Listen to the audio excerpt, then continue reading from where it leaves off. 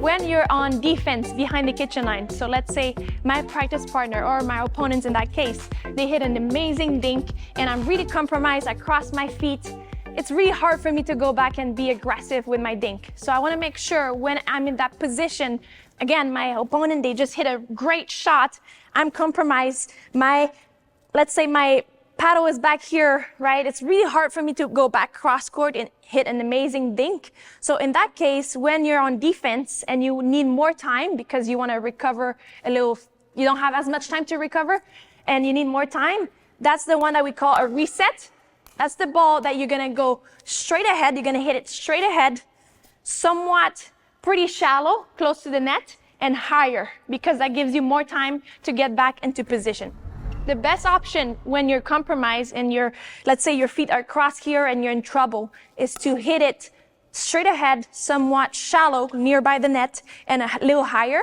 If you can do that shot, because it's a pretty difficult shot, I would suggest to hit a defensive lob. So same thing, you're compromised here, maybe go with a little bit more height and higher, and then recover towards your middle, towards your position.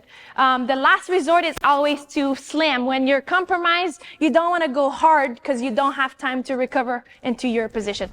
All right, so the first one, I'm going to do the first option where my practice partner is going to hit a sharp angle here. I'm going to get to the ball and just reset it straight ahead, shallow, and higher, a little higher of a dink. Again.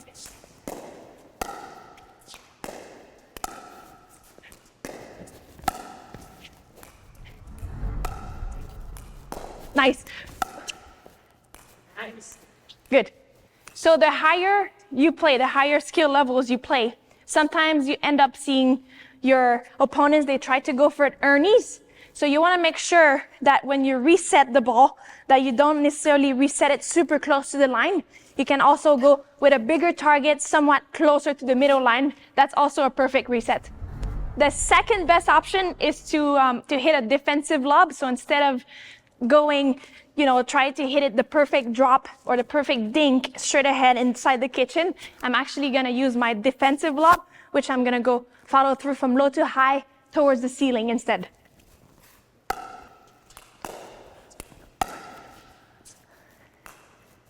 So that way I have a lot more time to get back into position if I go higher and deeper.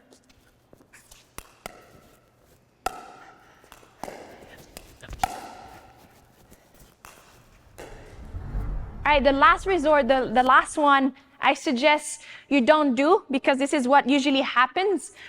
We were in trouble and it's coming pretty sharp and we end up kind of making hitting the ball super hard. It's going to come back even faster. So this is what we shouldn't be doing too much of. See, in that case, I don't have time to recover for my following shot. So I want to either try to drop it shallow and higher on the other side of the net or do a defensive lob.